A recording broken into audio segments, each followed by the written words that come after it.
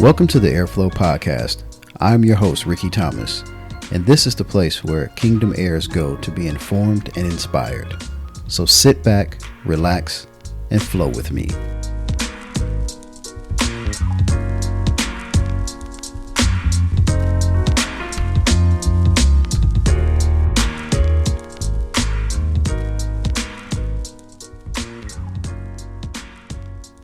What's going on, everybody? Welcome to another episode of the Airflow Podcast. And man, I have to tell you, it's been a while. It's been quite a while since I've done an episode. Different things going on, but you know, I've been wanting to get back to doing an episode and getting the podcast back going again. So I guess this is a time of reset for those that are following the Jewish calendar, the God's holy calendar. You know that we have crossed over into 2023 on that calendar. So we are in that new space, that new time. But you know, it's been an honor and a pleasure to be able to get back out and record the podcast. So you know, again, I want to make sure if I'm doing something that I want to have the content, I want to make sure that it's going to be something that's meaningful, not only to the people that are listening, but you know, myself. Everything that I do, it has meaning for me, and I just believe that, you know, the reason why I started this podcast, the reason why God had me start the podcast was because I had something for people to hear, and not just for me, but you know, people I've had on. So still working through some, you know, adding some more interviews. I've got a lot of people that I want to bring on board to the podcast, so that will definitely be happening. But this episode, I want to focus on something that I was reading during a devotion, and it really hit me hard because it was a quote that I read, and then it was there was kind of a excerpt that I posted this on social media.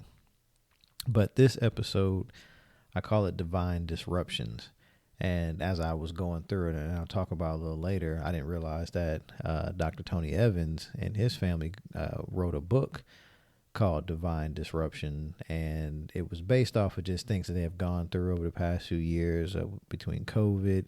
Dr. Evans lost his wife, and kids lost their mother. So they were talking about how they dealt with that and how they sought God at a different place during those tragic times. And, you know, I didn't realize that until after I had already read the quote. It was in, read the devotion, and I just happened to look up because God, you know, showed me like divine disruption. And so, you know, of course I did some research about it, and those books came up. So I haven't read it. I do plan on reading it because I think it's something good to see. I think we've all experienced over the past couple of years, we've just experienced so much, so many shifts and really disruptions. And that's what I want to dig into a little bit with this podcast. But the quote that I read about divine disruptions, it says that God breaks through demonic distractions with divine disruptions. And, you know, you think about the devil is always looking to distract us away from our walk, get us off our path, get us out of focusing on the things that we know that we need to do and God has set for us so that we can reach the places that we are designed, we are purposed to reach. So during this time, you know, we're going through, again, for those that are followers of you know, God set times, we know that we are in a time of, you know, we've gone through the 10 days of awe. Today I just left church and we celebrated Yom Kippur, or the Day of Atonement. And this is a day that, you know, it ends the fasting period, the 10 days of awe ended at sundown. And today was a day of just repentance and, you know, getting ourselves right and ready, because as we come to the actual Feast of Tabernacles celebration, You want to make sure that, you spent your time fasting and praying and hearing God at a different place. And that's important. And I say that and I bring that up. And I know everybody hasn't gotten to that place, but I say there's always a time that you should be resetting yourself, reconnecting with God and recentering. I say that all the time. If God is your source, anything that you get too far from the source from, you start to have problems. You don't function the same. You don't hear. You're not connected, and your life has some things that you start to take turns from, knowing what God's path is for you. And I think divine disruption kind of fits into all of this because it's very easy for us to get distracted. And it's not a coincidence that it's been out there for a while, so divine disruptions isn't a brand new thing. But for me, it was very interesting and just talks about God's timing with everything, because I started finding out about it during this time of fasting and praying, and as we have approached the new year. So I'm starting out this new year understanding that God is wanting me to realize that there are divine disruptions. So I posted this quote, this excerpt from the devotional I read, and it said, in order to get us into alignment with our divine assignment, God will allow disruption in our lives. To be clear, disruption is an unexpected, inconvenient moment, an interruption necessary for course correction. These are life-altering and defining events. While disruption may seem like punishment, it's really an invitation for realignment. Disruption is designed to reposition us, elevate us, and propel us into stronger, wiser, and more anointed versions of ourselves. And, you can unpack a lot from that.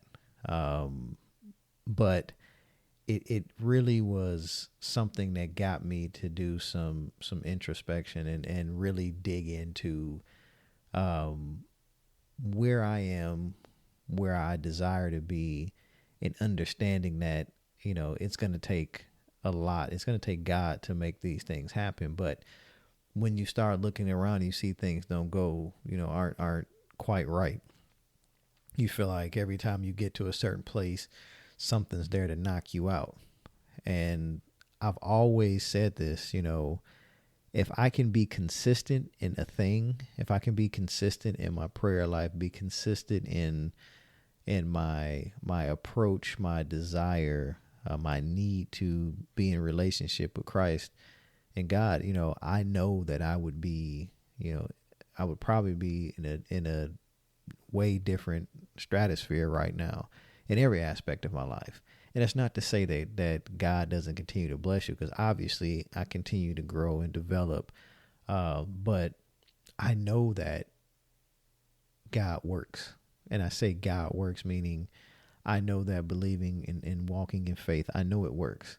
And so I was having a discussion, earlier today with my wife and one of our friends.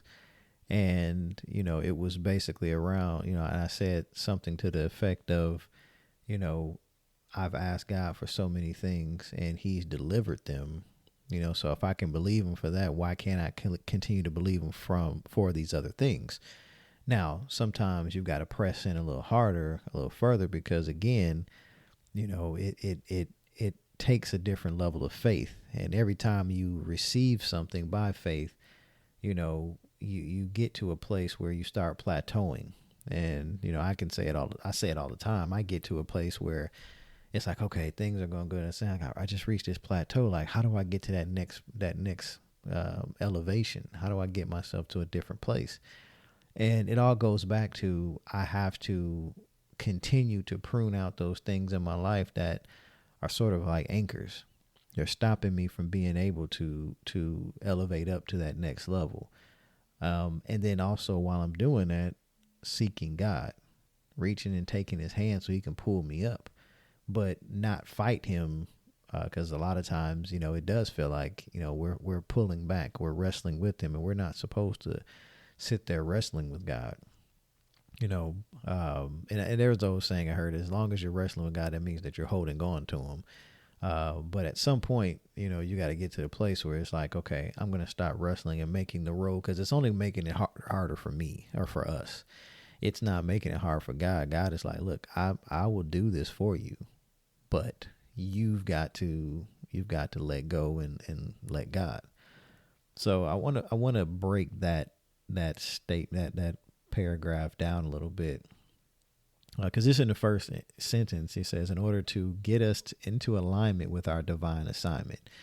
So as believers, as kingdom citizens, we do have a divine assignment. We have a purpose. He goes on to say, God will allow disruption into our lives.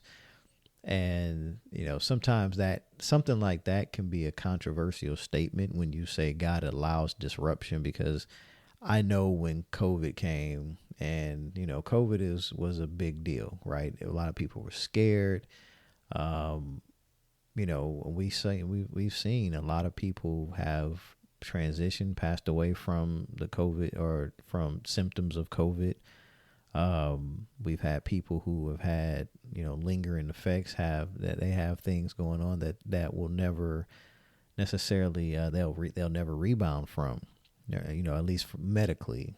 I'll say it like that. Medically, they've been told they're always going to have, some form of effect from the disease.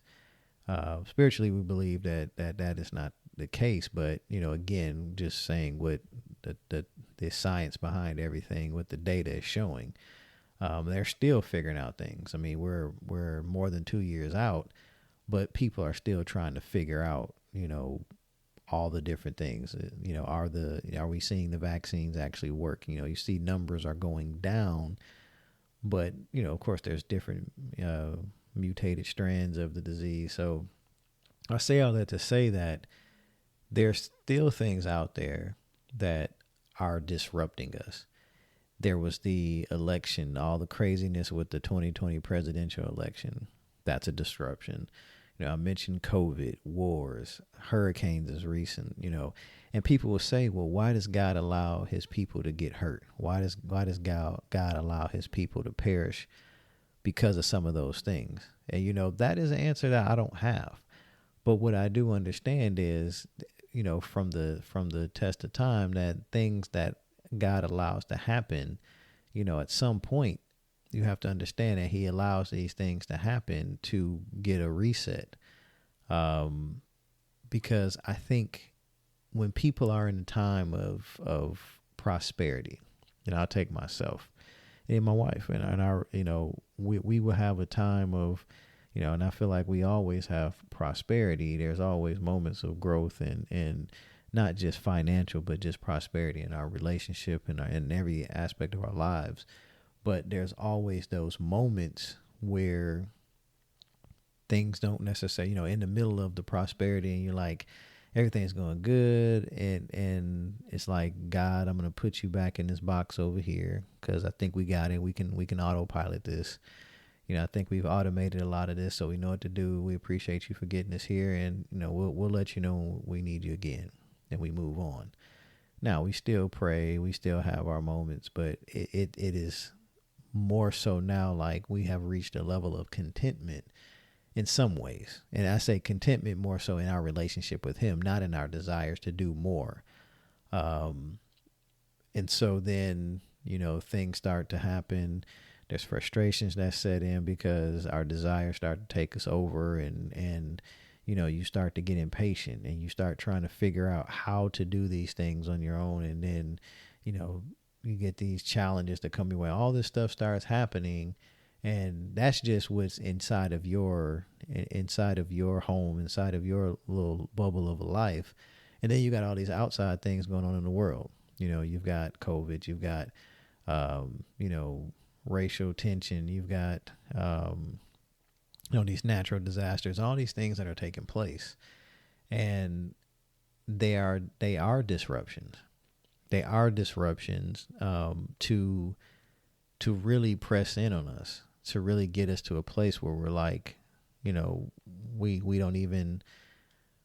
get so lost in our thoughts. We get lost in our little bubbles. I think about my wife and I, and working from home and all of that stuff. It's like we're always in this little circle of, this kind of little protective space. And you would think that during that time we have a little bit more peace and quiet, and we'll be able to really connect with God on a different place. But, again, we get distracted with life like everybody else. We get distracted. We are disrupted. And a lot of that disruption is strategic, because we know that the enemy is going to try to knock us off, especially when we're at a place where God is close to, or God is ready and waiting to bless us, and for him to manifest that blessing in our lives. And we get to that place of we're almost there, and then the enemy will try to throw a little curveball in there, and God will sit back, because we get to the place where we try to do it on our own. And that's where the frustration comes in for myself. It's like I try to think of all these different ways I can make it happen. I want to take this nice vacation. I want to do this. I want to do that for my wife. I want to do this for my kid. You go and it's almost like it becomes stressful. It becomes toil, and you're not supposed to toil. If you want to be a blessing to somebody, or if you want to do something nice, or you desire certain things, there shouldn't be a toil for you to obtain them. But I forget that, the one person, the one being, the one that I should be focusing my attention on is him, hearing him, getting wisdom on who I should speak to, discernment on, the people that are brought in my life, to make sure that they are sent by God to help me get to the place I need to go. Because there is action that has to take place. There are things that we're going to have to do, but we also understand that God will take the toil out of it. But it's those kind of things that if we get too far out of line, God will allow certain disruption. It doesn't have to be, natural disasters or disease. It can be the small stuff. It can be just a pile of things going on at the house where, bills are starting to pile up. You got money to pay it, but then you want to do this. Oh, now the car breaks down. Now, something's got to get fixed in the house. Now you got something with your kid's school that you got to pay for. And it's like all these different things start coming up, and you start getting this feeling of being overwhelmed. But you think about it, and it's like, why am I so overwhelmed? And a lot of this stuff I was believing for. I was believing to send my kids to this school. I was believing to have this kind of house. Believing for this job. Believing for, this the amount of money that their company is paying me. Believing. And then we get it. And then it's like, okay, now I'm going to distract you with some things. The enemy is going to distract you. And God is going to allow these divine disruptions because you haven't prioritized your time with him. And that is something that really is something we've got to really start taking a look at. And I say we, meaning me, myself, and I'm sure there's others that are out there, but, I don't have a problem calling myself to the carpet because I know that I get to that place. And I talked about that before, just getting so far out of whack. But, just to continue to break down what the paragraph was saying, he said, to be clear, disruption is an unexpected, inconvenient moment. So everybody knows there's always those moments in our lives where there's going to be things that are unexpected. There's never a disruption that is expected. And even when it is, it's still inconvenient, right? So it is an inconvenient moment. I've being out here where we're at, we get an email from the city saying, hey, we're going to do some flushing of the pipes or whatever, and your water's going to be off for, a few hours in the morning. And, you forget. And even though they told you about it, you knew it was coming when it happened, and you don't think about it. It's like, can't wash my hand, can't brush my teeth, can't take a shower, gotta wait, and I don't, the timing, and then the disruption is just, it throws you off. But it was designed to do that. they informed us of that so that we can plan our way around it. But with these divine disruptions that come from God, or that God allows, you don't have sort of, it's supposed to be inconvenient. It's supposed to be really necessary for us to correct the course that we're on. God sees our path, and he set the path. So if we're straying too far away, he's like, I got to get them back in line. Got to get them back over there. If you ever watch farmers when they try to bring horses in, horses or cattle, get them back into the barn, or, try to group them together, they've got to figure out ways to disrupt the pattern. And they have, you have the dogs out there barking, or, you may have people riding a horse and sort of making noises or doing certain things to kind of wrangle them in. And, but there's always, something that comes into play that disrupts the path that they're going so that they can get back on the right course or the right path. And that's what these disruptions are. It gets to a place where it's like, you got to step back and say, you know what? I should have muscle memory to know that I've got to pray. May have to go into my own fast, but I need to hear God at a different place, or God is trying to connect with me, and I'm not doing what I need to do to stay in contact with him. So I'm going to create an environment that will force that person, or force us to come back to him and hear from him. And that is not a spiteful thing. That is not an evil thing. It's not petty, but it's that God loves us enough that he wants to make sure that, again, because he's a God of free will and God of choice, but he knows the desires of his children, and he wants to make sure that his kids are hearing him, are connected with him, so that they can reach the places that he has purposed us to reach. So you get that course correction. And sometimes these are life altering. They are defining events. They are things that, would totally change the fabric of what we call our lives. Losing somebody like a mother or a father or a spouse or a child, those are very tough events. And I've experienced some of that. Everybody's experienced a loss. It might not be a child, but a parent, a loved one, somebody that you were very close to. And during the process of, you go through your grief, and hopefully you're grieving in a healthy way.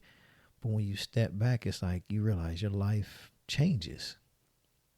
My mother, excuse me, when my mother passed away, that was, wow, that was, it was a crazy time. And it's easier now than what it was when she first passed, but coming home and,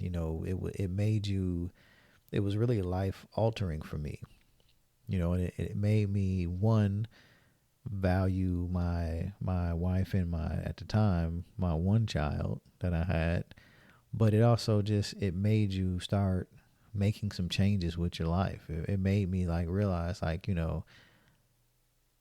don't know how many years I'm promised. I don't know. I know what the Bible says, but I don't know what God's plan is for me.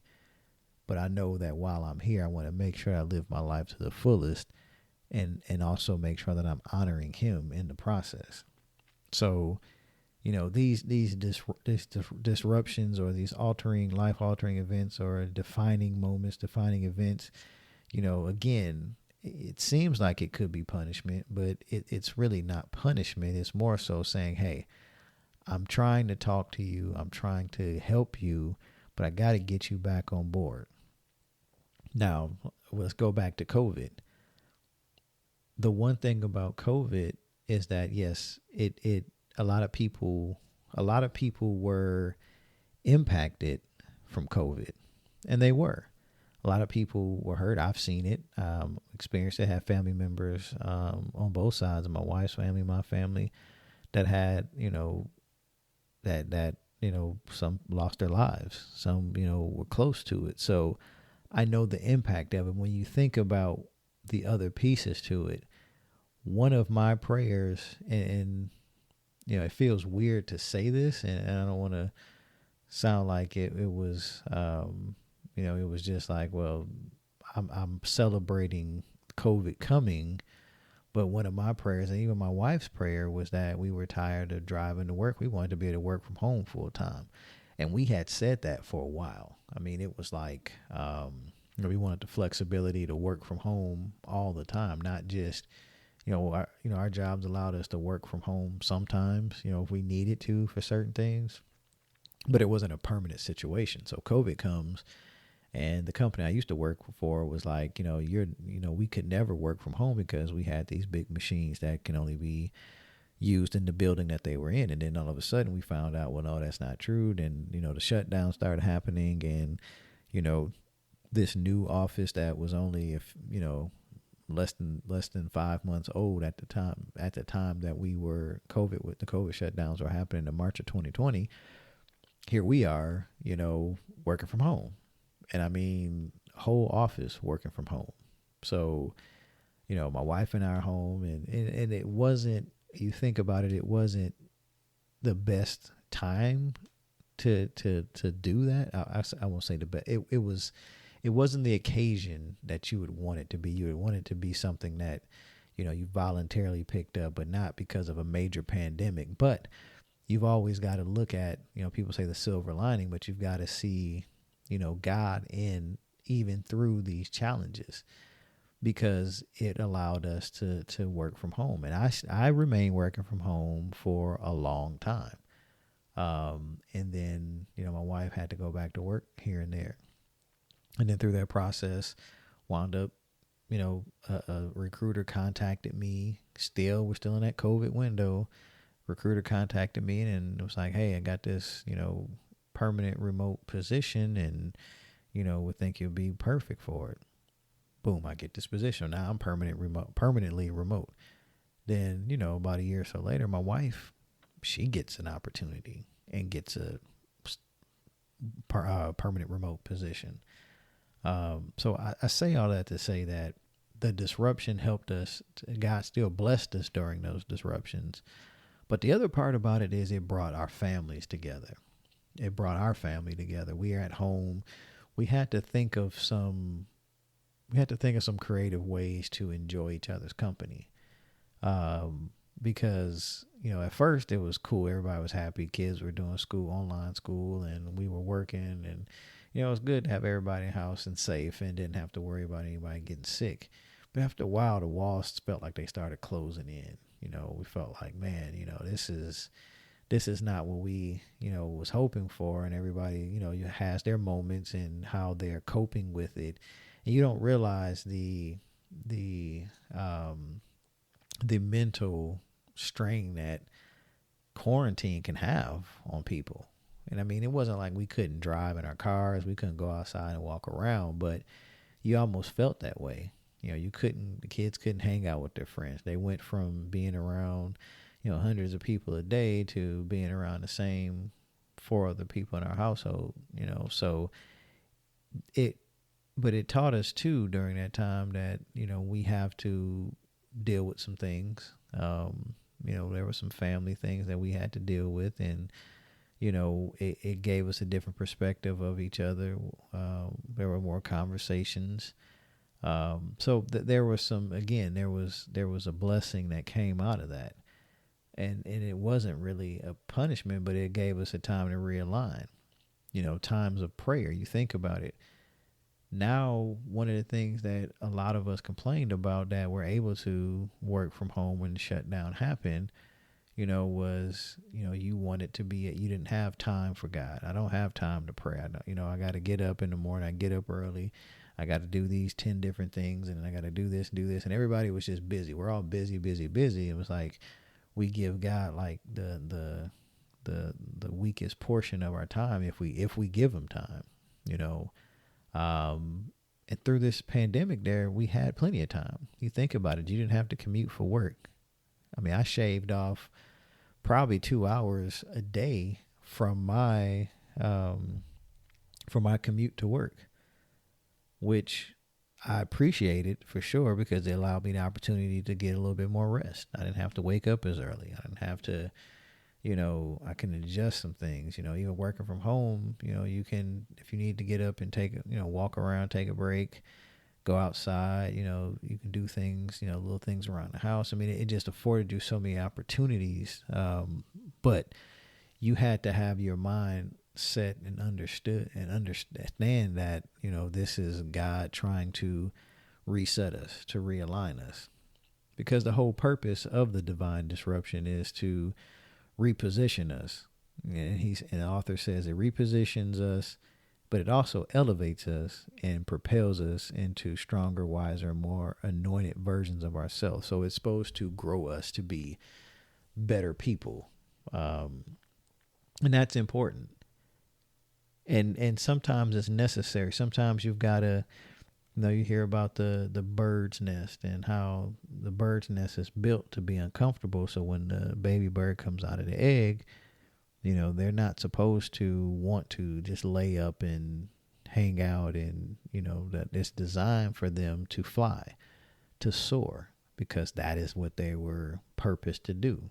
That was a function. That is a skill. That is a characteristic of a bird. You have to fly. And the best way to do it is don't give them an opportunity. Don't give them an opportunity to be lazy. Don't give them an opportunity to need to be realigned later on. Like, you're going to learn how to fly today, or whenever that time frame is, once they feel like they reached a mature enough state to do it. So it's supposed to elevate us and get us to where we're supposed to be, take us to another level. A divine disruption shouldn't bring us down. And I think sometimes some of these disruptions, because again, you think about the devil is still working. Suicides are still happening. Things are still taking place because, again, this is the reality of where we are right now. We're going to continue to see disruptions. Now, more than ever, as we go into this year of 2023, the market, we're seeing the stock market is crazy. It's hit some of its lowest points since 2008. I think in one statistic I saw, it was 2002. It's been the lowest in like 20 years. The indexes and things. And I watch the market pretty regularly. So to hear that, it's very interesting because, of course, that panic, and it's going to create fear. And then what happens when people get into a panicking and fear space?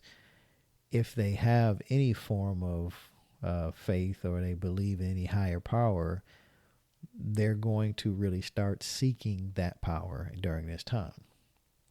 And so as believers, we know that, we should have been preparing for this time, but, this is part of our assignment to also make sure that we are praying for others. We've got to understand that there are going to be people who are going to go through some rough times during this transitional period. We're going to a time of famine, and you don't have to be in famine, but there's definitely there's definitely signs out there. I mean, you see it every day. There are signs that this world is not going to be around for as long as people think it. This is not going to be around in perpetuity. The world is coming to an end. All those stories in Revelation, all those things that we hear about, that Jesus is coming back for his bride, the church. And we see that churches are closing left and right. More and more churches, their attendance is down.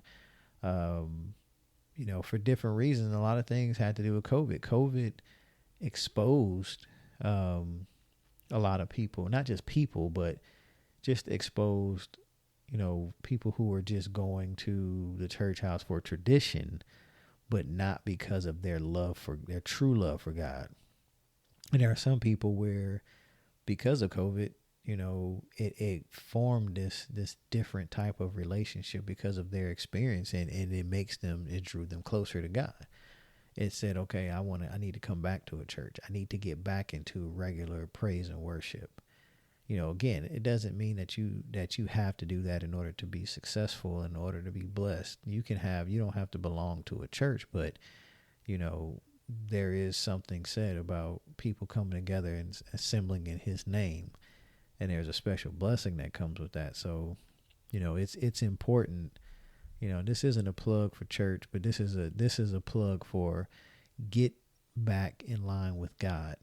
These divine disruptions are coming for a reason. There are signs of so many things that have taken place, and I know there are people out there who have prophesied that certain things are going to happen.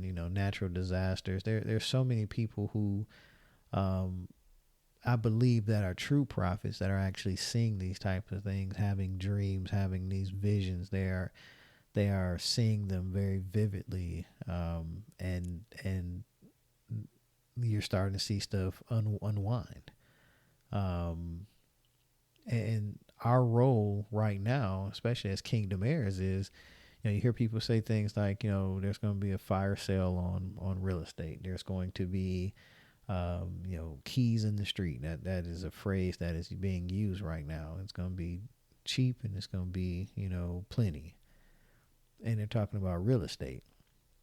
So during these divine disruptions, and you getting reset, it also refocuses you, not just for your relationship with Christ, but also being able to hear him. So now he can make sure you're positioned to catch these waves. There's going to be so much wealth transfer during this time, and I fully believe it. You're going to see people establishing generational wealth for their families, truly changing the name for their families.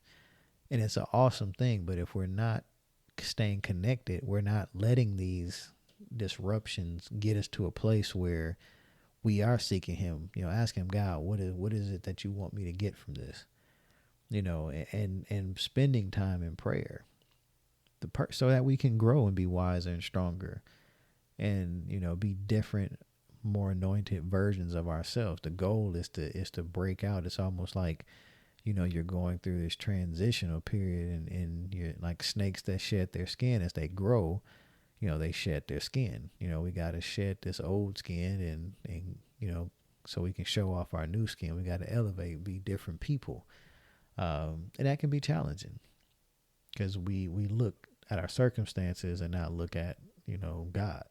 So I'm very excited, but I want to encourage everybody to really stop and just think about, how much time are you spending talking to God, praying to him? How much time are you spending in his word? Again, I had to ask myself that. I posted another question on social media the other day. Am I doing things? Am I moving? Is my life being directed? And my decisions, are they guided? That's what it was. Are my decisions guided by my love of God, my faith in God, or are they being guided by me having fear of failure, fear of rejection, fear of lack? And it that really got to me during that time, because I was like, man, that's a good point. Am I motivated to do well because I have a fear of lack, a fear of rejection, or a fear of failure? Or is it because I have faith in God that I can truly have everything I desire if I, have faith and believe, and then also that I have, that I also am willing and open and able to do the things that I'm being asked to do. I'm walking the walk. I'm positioning myself in a way that where God can bring people and bring resources to me. Am I doing that? And that is a great question, because it's like, what is truly motivating you? Most of us, well, again, I keep thinking that, saying something more generalized, but I'll say for me, and I'm sure there's a lot of others, that a lot of things that motivate us to do better in life it's really based off of fear. I'm working hard to do this, and this because I never want to have to be on welfare. I never want to have to, live in this type of area, or I never want to have to do this or do that, so that's why I do what I do. Not that, I'm able to do this because God has granted me this, and as a child of God, I want to be a model of that in every aspect of my life. That's where you're making decisions and doing things based off the face of God, faith in God, versus your fear of rejection, running out, lack, or your just fear of failure. And I've mentioned before, the fear of failure is real. I have that. Failing. I have a fear of disappointing people that I truly respect, and I think a lot of people probably have that, but I have a real fear about it. Because I always want people not to look at me as perfect, but I want to always make sure that people are, they look at me in a positive light as much as I can control it. And as I've gotten older, I've kind of loosened from that. I'm like, you know what? I'm going to be me. I'm going to try to be the best version of me, and I'm going to continue to let God do what he needs to do. But I can't worry about everybody necessarily liking me. I never was big on worried about people liking me, but at this point in time, I'm like, look, I've got so much stuff going on, so many things I'm believing for. If you're meant to be in my life, whatever needs to happen is going to happen, and I'm open for it. But outside of that, I'm not looking to please people. I'm not looking to make everybody happy. I'm going to be respectful as always, but I've got to start walking in boldness, walking in purpose, and sometimes you will gain some people, you lose some people. But again, that's part of when you're going through this disruptive phase. How do you react to it versus how everybody else? Because that's going to show how much faith you have. Are you panicking and running around and saying things about dying and losing it all, and just speaking these negative things into existence? Or are you using that as a catalyst to press in on, your relationship? So those questions were definitely good. And when I read that, am I living by faith or am I living by fear? And disruptions, these divine disruptions, will help you. I use help, but they will definitely flush out. They would definitely flush out a lot of discrepancies. They'll flush out a lot of things that you would need to really tackle. Things that, being exposed to certain things. So I would just say that, we have to almost expect having a divine disruption if we know our relationship with Christ isn't where it needs to be. Now, we can obviously just make the change and just start. And it's always an opportunity to start now. Start now and have those real conversations and spending that time with him to understand what the disruption was for, because God always has a reason why. And his reason for me may be different than his reason for you, but he's got a reason why something happens, why he allows something. He's not asleep at the wheel. He's always knowing what's going to go on, but he also knows that some of these things will help to shape the character and shape us to where we're supposed to be as kingdom citizens. So, again, I thank you all for listening. And I really want to make sure that, everybody understands that, the divine disruption is not meant to kill us. It's not designed for that. I'll say that. That's not the purpose of the divine disruption. Now, will it cause us some pain? Yes. But part of that pain helps to grow us. It's like a phoenix coming out of the ashes, we may have to burn down or tear down a lot of walls and a lot of things with our old self to be able to really take advantage of the transition that comes from the disruption. But know that it's there and it's allowed because God loves us. If he didn't love us, he wouldn't care about getting us back on track. He would just say, I lost another one, let him go and keep it moving. But he cares about each and every one of us, that sometimes he's got to allow these disruptions. He didn't cause COVID. I don't believe that. I'm just going to say, from my opinion, God didn't cause it. But he knew about it and he allowed it to happen. But now, think about, there's a lot of negative things that came out of that, but there's a lot of positive things. People are starting more businesses. They started doing things that they never thought they can do because their jobs ended. They got furloughed, or they just, they just had to, they started figuring out other ways to do things while they were, on hiatus. And, it's great because you see, I've heard so many businesses have begun, so many people have started making money and investing. They've had time to read more. They've had time to do all these different things, but we may have neglected a little bit of spending time with God. And that is really where, I want to end this on, spend time each day, carve out how much time and start where you can be consistent. If it's 10 minutes a day just to read a devotion, read a couple scriptures and then, do some reflection, then that's fine. Start somewhere. Because I guarantee if you continue to start somewhere, or continue to keep starting, you'll always move further than just waiting for the perfect time. There will never be a perfect time. There will never be a time when you may not experience being busy or anything like that. But what happens is we create this huge backlog of time wasted or time not spent developing our relationship with Christ. And it gets so crazy that he's got to allow these disruptions. I keep saying sin, but he's got to allow these disruptions to take place in order to get us, to get our attention, to get some of our time.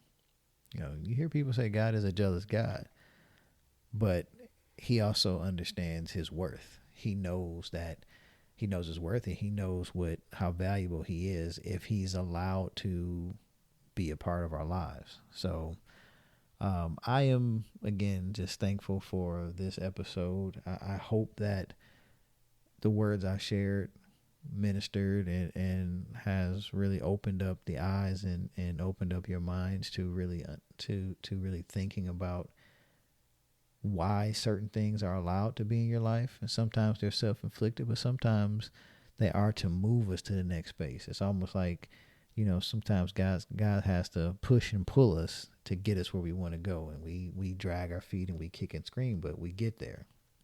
But it's the importance of knowing what the disruption is for. It's never to break us, but it is to draw us closer to him. So I'm going to leave it at that. Again, this is the Airflow Podcast. I am your host, Rickey Thomas, and I'm just so thankful that you guys are able to join me today. Look forward to doing another episode, and keeping this going. I've got, having some time off. I've had a lot of time to reflect on some things, and guys downloading some things that I wanted to share, just like this episode, and people that I want to share with. So, again, we're going to get it back, looking at changing up the platform a little bit. I want to do some more interactive things on live, and really start building this community up, because I think that it's important that we have a community of believers who aren't afraid to say that they are heirs of the kingdom and continue to walk it out each day. You may fall, you may stumble, and I'm just going to say, my next episode, I've already got it, but it's called Come As You Are. Sometimes these disruptions, they hit us, and foolish pride stops us from coming back to him. But he's always there welcoming. He's always there welcoming us. So I love you guys. God bless you. Remember that, we are heirs of the kingdom, and as heirs of the kingdom, we're supposed to flow in every area of our lives. That's spiritually, mentally, physically, financially, emotionally. We're supposed to flow in all that God has created and purposed and planned for us. So until next time, God bless you. I love you all. See you again.